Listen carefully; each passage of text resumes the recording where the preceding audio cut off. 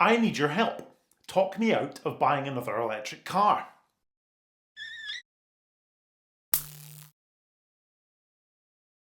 When it was announced in 2011, the Renault Fluence ZE was dubbed the UK's most affordable electric car.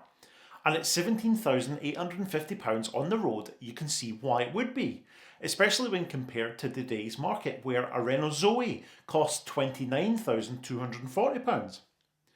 Even adjusting the Fluence for inflation, that'd be just over £21,000 today, which seems like very good value for money. In fact, it undercut a diesel Megane of the day by £855, which is something you'll rarely hear when we're talking about electric cars these days.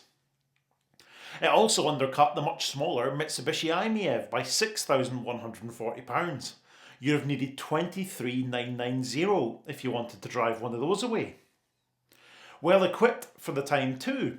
The launch edition, with that £17,850 price tag, came with climate control, cruise control and sat-nav, fairly big ticket items back in 2011. However standard you might find them to be today, it's certainly more kit than you'd find in an i-MiEV anyway, which is far from plush. Powered by a 70 kilowatt, 95 horsepower motor, your 17850 got you a proper family-sized saloon car with a claimed range of 115 miles. Perhaps a little bit optimistic mind. Remember, we're back in the days before the WLTP test here, so manufacturers definitely had a bit of creative license when it came to range. It had a 22 kilowatt hour battery though, so maybe a range of 70 to 80 miles, more on the money. Not exactly terrible for 2011. There's one big catch, of course. The Fluence ZE marked the birth of the dreaded Renault battery lease programme. As far as I can tell, they actually intended to establish battery swapping for it, where it makes much more sense not to own your battery, because if you're swapping it out when you're making longer journeys, you don't actually need to own it because you won't have the same one for very long. I don't know that they ever actually got off the ground with that in the UK. I expect not, but they did it in some other markets, where it came to an end though when the company they were partnering with for it went bust. And I think we've since then realised that battery swapping is not the best idea. That headline grabbing price makes a little bit more sense when you factor in the battery lease.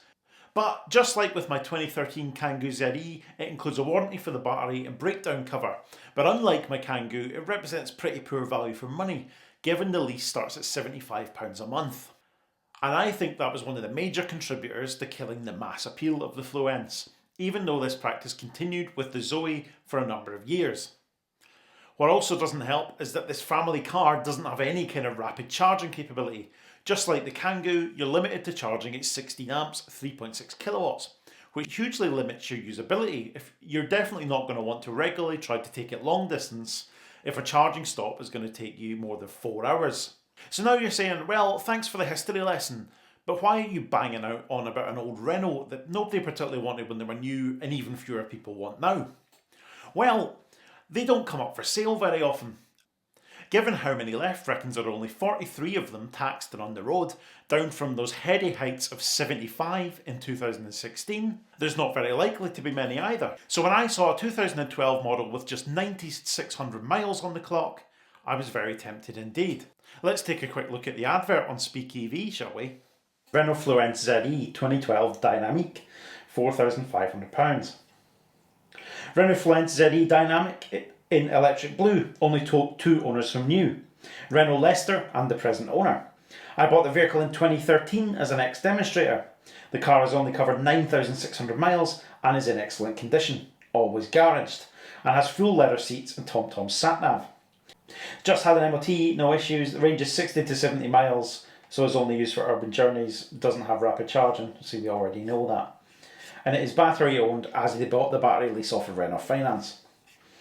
And if we look at the pictures, I mean, it does look really tidy. I mean, I'd expect it to be tidy, it's only done 9,600 miles. But I think you'd be hard pushed to find one that looks quite as clean and tidy as this one does. I'm guessing all of the dealer demonstrators were in this blue colour too. Quite a lot of them that I've seen being sold in the past are this colour. Renault were going down the whole blue for electric thing for quite a while, so. But I think it looks pretty good. As you can see, it's very clean and tidy throughout, and the fact it's battery owned makes it far better value than it would be otherwise. £4,500 almost seems cheap in the current market despite its limitations. You can't buy a 24 kilowatt hour Leaf for anything like that these days, even an utterly knackered one with a cooked battery. It's that lack of rapid charging though. It massively limits its appeal, doesn't it? There's no particular point in a car with a decent amount of space for luggage and people if it can't go particularly far. I could probably just about do my daft 110 mile each way commute in it if it would rapid charge. But no such luck, unfortunately. Of course, that's before we take into account the fact it could be quite the liability should anything go wrong. I can't imagine parts are plentiful given how niche it is, and there won't be that many people out there who know the ins and outs of the drivetrain. I still want it though, and that's where you come in. Get yourself into those comments and tell me how much of a stupid idea it is.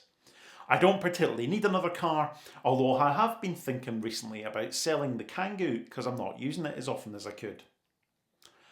I've always been a fan of the obscure, the weird and the wonderful, and I do think that the Fluence represents a particular bit of automotive history that perhaps we wouldn't want to repeat, but I certainly think we'd want to remember it. I could almost see one having a place at Festival of the Unexceptional in a decade or two.